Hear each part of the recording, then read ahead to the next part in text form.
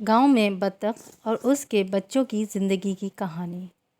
ایک خوبصورت گاؤں میں ایک بڑی جھیل کے کنارے ایک بطخ رہتی تھی۔ اس کا نام چنچل تھا۔ چنچل کی زندگی بہت خوشگوار تھی اور وہ ہر روز جھیل کے صاف پانی میں تیراکی کرتی تھی۔ چنچل ایک دن بہت خوش ہوئی جب اس کے انڈوں میں سے چھوٹے چھوٹے پیارے پیارے بچے نکلے۔ اس کے 6 بچے تھے اور ان کے نام مومو، جوجو، نونو، ٹونٹو، لالو اور منی تھے۔ بچپن کی خوشیاں۔ بطخ کے بچے دن بھر جھیل کے کنارے دوڑتے، چھلانگیں لگاتے اور پانی میں کھیلتے۔ چنچل ان کا بہت خیال رکھتی تھی اور ہمیشہ ان کی حفاظت کرتی تھی۔ گاؤں کے بچے بھی ان کے ساتھ کھیلنے آتے تھے۔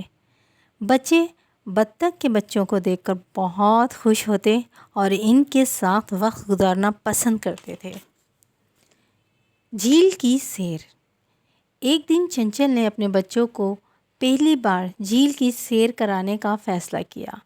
بچے بہت خوش ہوئے اور سب نے مل کر تیراکی کی۔ جھیل میں مختلف قسم کی مچھلیاں اور رنگ برنگی پودے تھے جو بچوں کو بہت پسند آئے۔ چنچل نے بچوں کو بتایا کہ جھیل کا پانی پینے کے لیے صاف ہونا چاہیے اور انہیں پانی کو گندا نہیں کرنا چاہیے۔ خطرات کا سامنا۔ ایک دن جب چنچل اور اس کے بچے جھیل کے کنارے آرام کر رہے تھے تو اچانک ایک لومڑی ان کی طرف آئی۔ چنچل نے فوراً خطرے کو بھانپ لیا اور اپنے بچوں کو بلایا۔ جب سب بچے فوراً چنچل کے پیچھے چھپ گئے۔ چنچل نے لومڑی کو ڈرایا اور زور زور سے پھڑپھڑانے لگی۔ لومڑی نے دیکھا کہ بطخ اپنی حفاظت خود کر رہی ہے تو وہ وہاں سے بھاگ گئی۔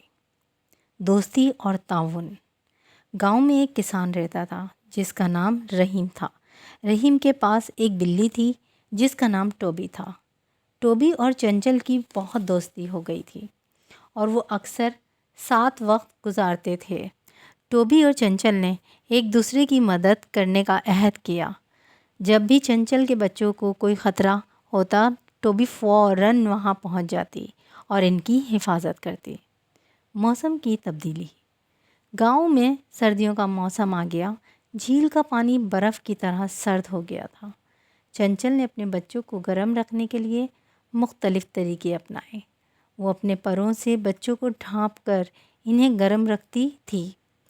گاؤں کے لوگ بھی بطخ کے بچوں کا خیال رکھتے تھے اور ان کے لیے خوراک کا بندوبست کرتے تھے۔ ایک نئی زندگی کا آغاز۔ ایک دن گاؤں میں ایک زبردست طوفان آیا۔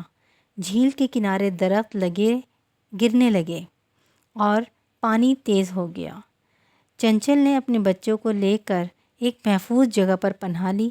گاؤں کے لوگ بھی ان کی مدد کو آئے اور انہیں ایک محفوظ جگہ پر منتقل کر دیا۔ طوفان کے بعد گاؤں والوں نے جھیل کے کنارے نئی زندگی کا آغاز کیا اور انہوں نے جھیل کے کنارے نئے درخت لگائے اور وہ ماحول کو خوبصورت بنایا۔ چنچل اور اس کے بچے دوبارہ زندگی خوشحال گزارنے لگے۔ پیارے بچوں، اس کہانی سے ہمیں سبق ملتا ہے کہ ہر مشکل وقت میں ہمیں کبھی بھی ہمت نہیں ہارنی چاہیے۔